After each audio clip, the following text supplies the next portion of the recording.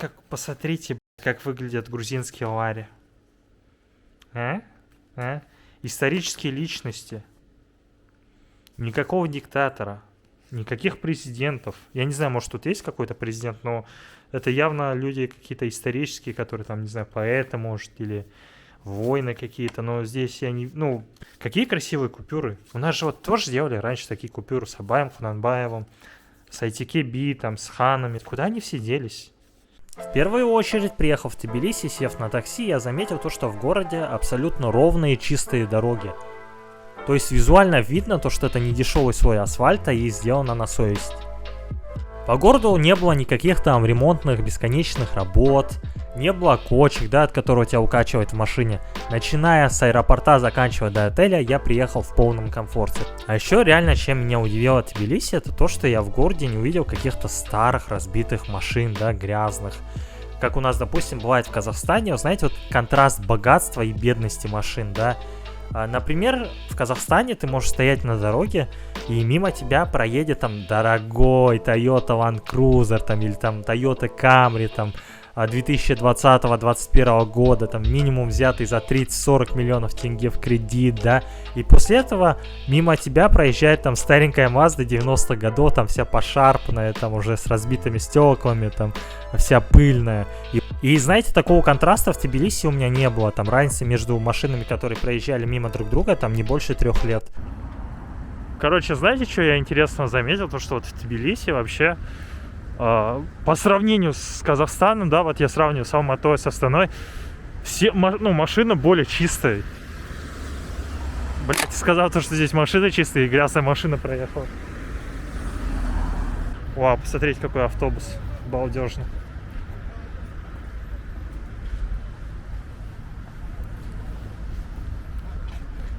Вот, центр старого Тбилиси.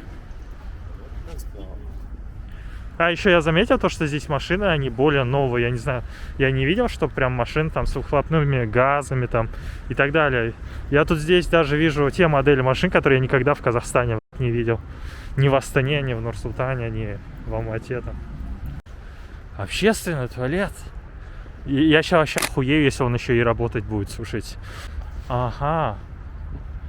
Ага. Нет, это что-то другое. Так, суешь один варь и заходишь в туалет. Не, ну это хоть что-то. Вот в Астане, в центре, ты хер где найдешь вот общественные туалеты, которые открыты. Сделали бы хотя бы платные, я не знаю. Казаха можно удивить только общественными туалетами.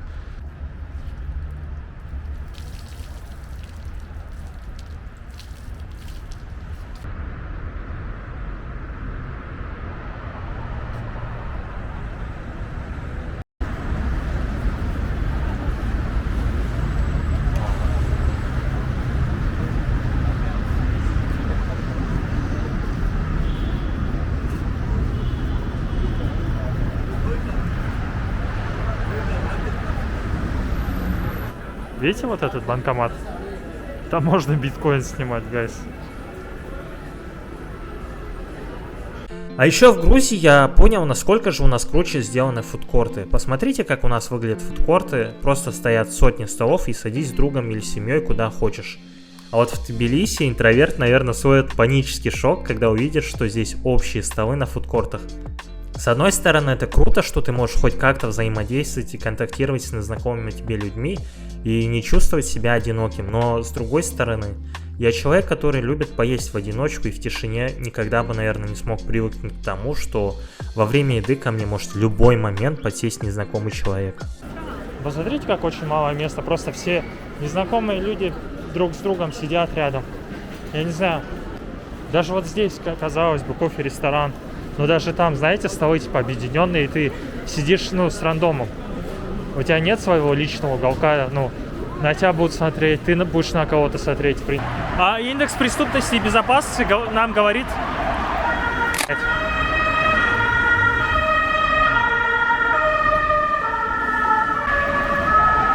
Слушайте, но индекс безопасности и преступности нам говорит о том, что... Говорит нам...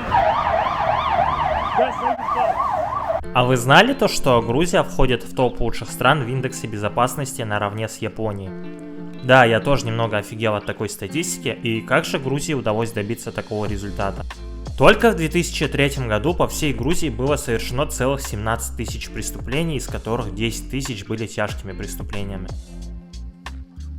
Но все изменилось благодаря приходу Михаила Саакашвили. Во время своего президентства он расформировал ГАИ и таким образом значительно сократил количество сотрудников органов правопорядка. На улицах появились патрульные машины, созданного по образу дорожной службы США. Сотрудников набирали по специальному конкурсу и платили им минимум $250. По тем временам это были действительно солидные неплохие деньги. В ходе реформы изменились внешний вид и техническое оснащение патрульных полицейских. Форма, подобно американской, стала сине-голубой, и с собой патрульный мог иметь дубинку, электрошокер и оружие израильского производства. Полицейских обязали приезжать на место вызова в течение нескольких минут после звонка, закупив им немецкие автомобили Volkswagen. Кроме того, на улицах Грузии появились и пешие полицейские, которые получили право задерживать всех, кто покажется им подозрительным.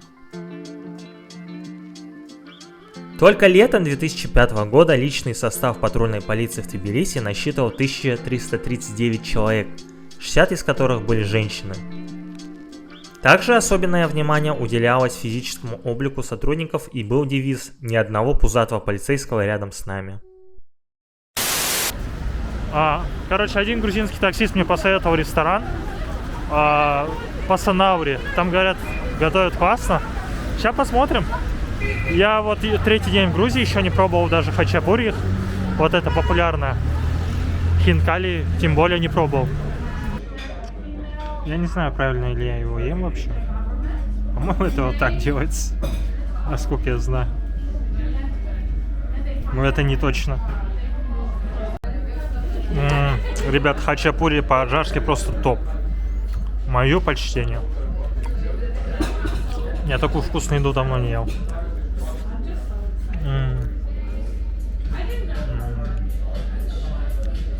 Очень вкусно.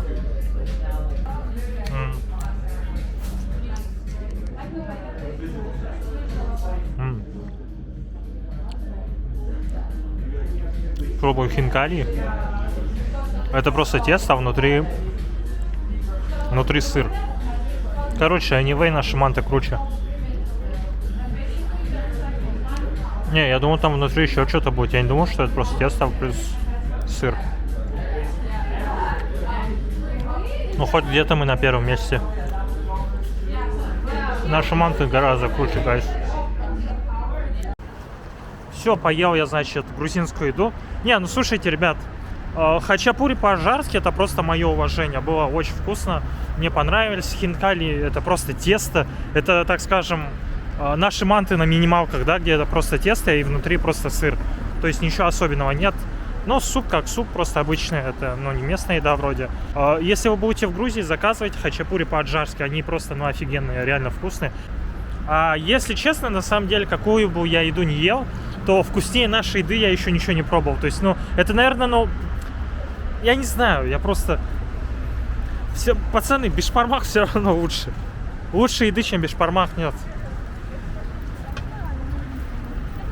А еще меня очень расстроило то, что в тбилисском метро на станциях я не увидел каких-то украшений, знаете, даже элементарных декоративных вещей вроде картинок не было. В этом плане, конечно, я очень горжусь нашим алматинским метро, где у нас каждая станция выглядит по-особенному. Взять ту же станцию Раимбека Батыра, станция Жибек-Жолы. И вот посмотрите, как великолепно выглядит наша станция Абая.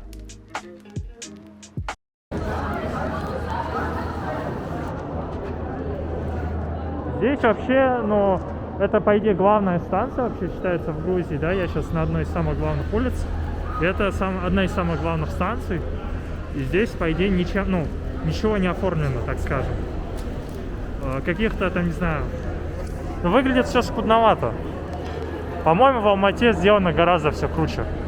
Но я ждал хотя бы то, что вот на главной станции будет как-то красиво все оформлено, но нет здесь. Ну, в принципе, ничего особенного, да. Еще здесь какая-то вот вонь, прям... Именно это вонь канализации, что ли, то ли бомжей, то ли, не знаю. Короче, запах туалета присутствует очень сильно. Я еще и в маске, но Я в маске прям чувствую вот эту вонь прям жестко.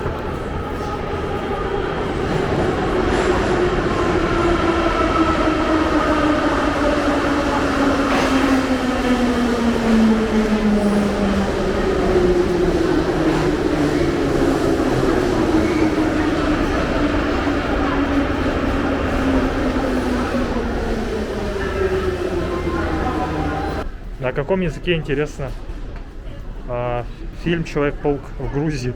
На русском или его на грузинский переводят? Честно, интересно. Здравствуйте. Не подскажете, где можно билет купить на фильм? Здесь? Ага. А вот «Человек-паук» закончились билеты? Ага. А вообще на каком языке? Нет, Человек-паук, дубляж какой? В Грузии.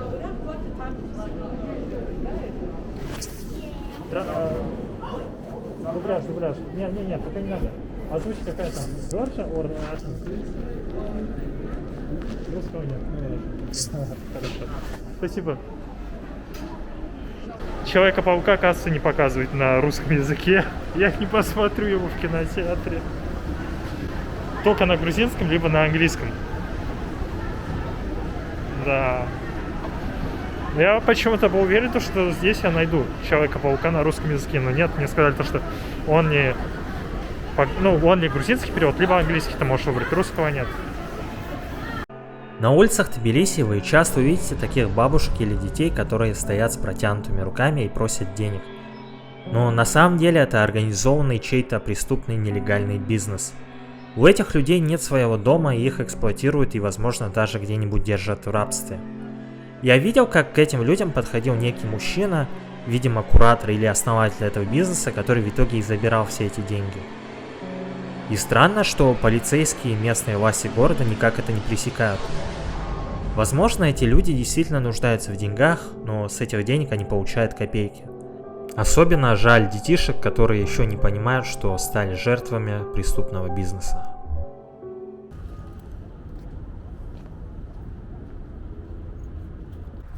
Вот эта крепость нарекала ему больше уже 1000 лет.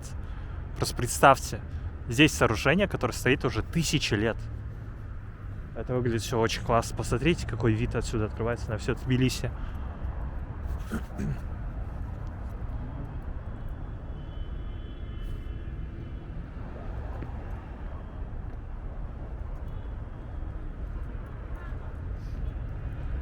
Представьте, что вы, не знаю, какой-нибудь воин, да, там. Вы такой подходите, а перед тобой вот такая крепость стоит, и тебе надо его штурмовать, то есть тебе надо залезать туда, а сверху в тебя будут стрелять лучники там, кидать камни. Смотришь на это и понимаешь, что это построили 1000 лет назад, просто посмотрите. То есть получается гарантия на 1000 лет. Вообще как? Не было ни техники, ни интернета, ни особых таких знаний, да, ну, то есть неоткуда получить знания вообще, как строить такие сооружения, но в те времена люди, ну, как-то додумались вот такое построить, посмотрите, это вообще шок. На что может способен только человек, да, если захочет? Ладно бы просто она была четырехугольная такая, да, но посмотрите, она же не просто четырехугольная, там вот такие перила даже есть. Сейчас покажу, как выглядит грузинский дворик. Примерно грузинский дворик выглядит вот так. Я прям уже вижу, как меня там гопают и пиздят. Никакой игровой площадки, просто стоят машины. А как они, интересно, вещи там вешают? Выглядит все печально, честно скажу, и это центр города, можно сказать. Видно, что дома, ну, не реставрируются. Если реставрируются, только, ну, со стороны, где туристы гуляют. А так, изнутри, конечно, выглядит все печальненько немного. Все уже пошарпано. Здесь всякие проводы торчат, если вы можете видеть. Сейчас темно, конечно. Вон там проводы торчат. Ну, в общем-то, вот так. Ну, примерно вот 70% грузинских двориков выглядят вот так, как я только что вам показывал. Если когда-нибудь захотите понизить ЧСВ своей девушки, то привозите ее в Грузию. Бля, пацаны, просто я не знаю, у меня вообще слов нет, у меня сейчас только одни эмоции. Я столько красивых девушек на 1 километре давно так не видел. Просто идет любая грузинская девушка, я в нее влюбляюсь, блядь. Охуеть, они красивые, просто жесть. Абсолютно все девушки из Грузии, с которыми я общался, были открытые, честные, и самое главное, не было такого пафосного взгляда, что обычно, к сожалению, присуще некоторым нашим девушкам. И, честно говоря, перед приездом сюда меня пугали всякими мифами о том, что якобы у грузинок специфический большой нос и так далее. Но это все оказалось бредом. В Грузии нереально красивые ухоженные девушки, и я давно не получал такого эстетического удовольствия, когда ты идешь по улице, и на 1 квадратный метр просто проходят несколько красивых девушек. Так что грузинским мужчинам можно только позавидовать, что у них в стране живут такие вот красавицы. Мне часто говорили так, что в Грузии якобы хаотичное движение и опасно быть пешеходом, да, о том, что здесь многие не соблюдают ПДД. Но по сравнению с тем, что я видел в Алмате, в Астане, здесь просто водители, я не знаю, ну просто чудо. Посмотрите, как все едут. Я что-то не вижу грузинов, которые пытаются друг друга там обойти, там, да, знаете, наебать систему, там. Все просто едут спокойно по своей линии, никто не бибикает. Движение абсолютно спокойно. Соблюдают, так скажем, между друг другом, как это называется, расстояние, да, посмотрите, какое они расстояние между друг другом соблюдают. Никто впритык не стоит, посмотрите. И это люди назвали хаотичным движением, я просто по сравнению с Алматой и Астаной, и у меня вообще культурный шок, посмотрите, какое вот расстояние между машинами соблюдается. Почему никто впритык не стоит, не пытается там, не знаю, обгонять там, никто не планирует даже, посмотрите, какое расстояние, это расстояние между всеми машинами, посмотрите, вот, одна машина, вы видите, чтобы хоть кто-то впритык стоял? Нет, я вообще в шоке. Вы и так все знаете, что сейчас по всему миру идет пандемия. И мне очень понравилось, что в Грузии люди соблюдают масочный режим. Особенно в общественных местах и в торговых центрах. Это приятно, когда правила соблюдаешь не только ты, но и все окружающие тебя люди. Я не увидел в Грузии, как делают у нас, когда маска находится на подбородке или она и вовсе отсутствует. Или как любят у нас делать, когда входят в торговый центр с маской и уже внутри здания его снимают. Что в поезде, когда я ехал в Батуми, что в торговом центре, все люди находились в маске. И маску здесь люди стараются носить даже на улице. И после этого я с печалью вспоминаю наших казахстанцев, многие из которых уже давно наплевали на все эти правила безопасности и более того с пафосным лицом показывают, мол, смотри, какой я крутой, я хожу без маски, и что ты мне сделаешь? И в плане этики нам нужно брать пример не то что у европейцев, да, а хотя бы у грузинов. Я понимаю, некорректно сравнивать Грузию с Усть-Каменогорском, да, ну точнее столицу Грузии с Усть-Каменогорском. Но посмотрите, как они сделали вот эту кольцевую развязку. То есть выглядит это очень все красиво, очень, ну, удобно. Тебе приятно смотреть на это. Выглядит все это очень круто. И вот посмотрите, что сделали в Усть-Каменогорске.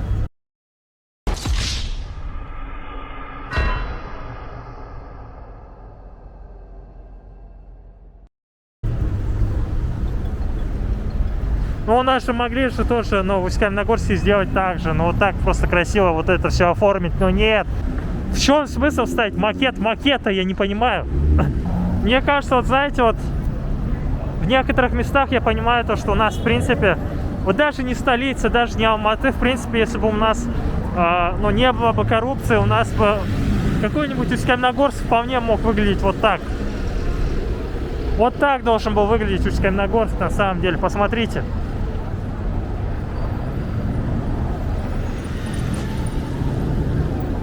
У нас тоже есть в Усть-Каменогорске такие дома, но их не украшают и их не реставрируют. А грузины, не имея, в принципе, никакой нефти, никакого газа там и так далее, подобных ископаемых, они как-то, ну, хотя бы свою столицу обустроили более-менее. И выглядит здесь все уютно, много туристов приезжают. Но почему мы, имея нефть, просто не можем хотя бы построить так же? Понимаете, не то, что столица должна выглядеть круто. Вот Усть-Каменогорск, Астана и Актобе, почему у нас вкладывают бабки во всякое дерьмо? Почему у нас не могут просто улучшить город? Ну, мы тратим абсолютно много ненужных денег на какие-то всякие мероприятия, на раскрутку, на это экспо зачем надо было, да? Потому что надо было, брат.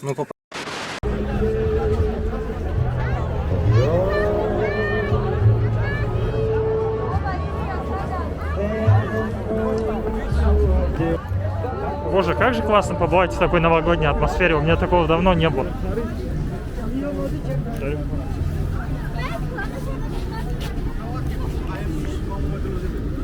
Все. Привет.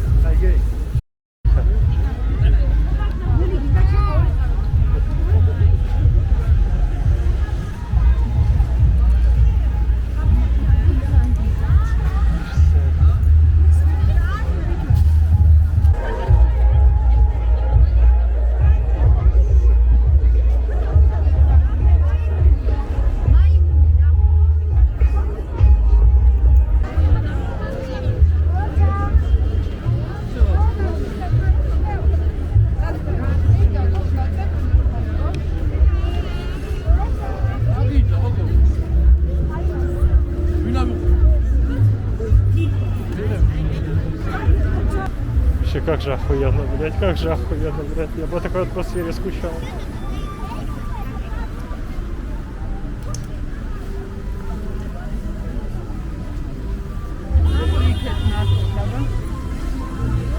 Ебать.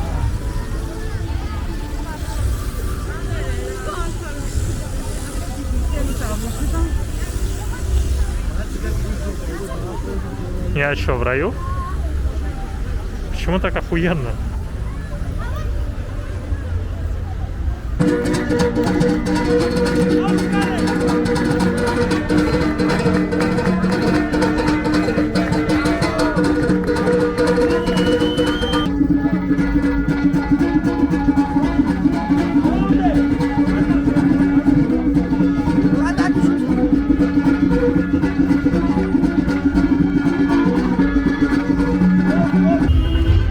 Вау, это же... Это же тот самый грузовик из рекламы Кока-Колы. Воу. Вау.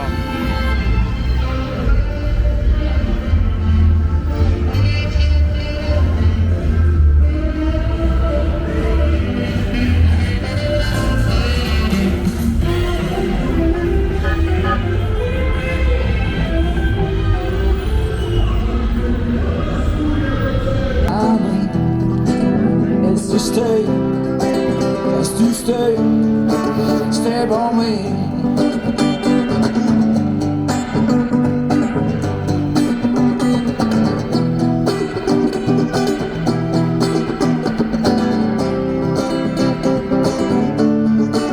When the night has come and the land is down.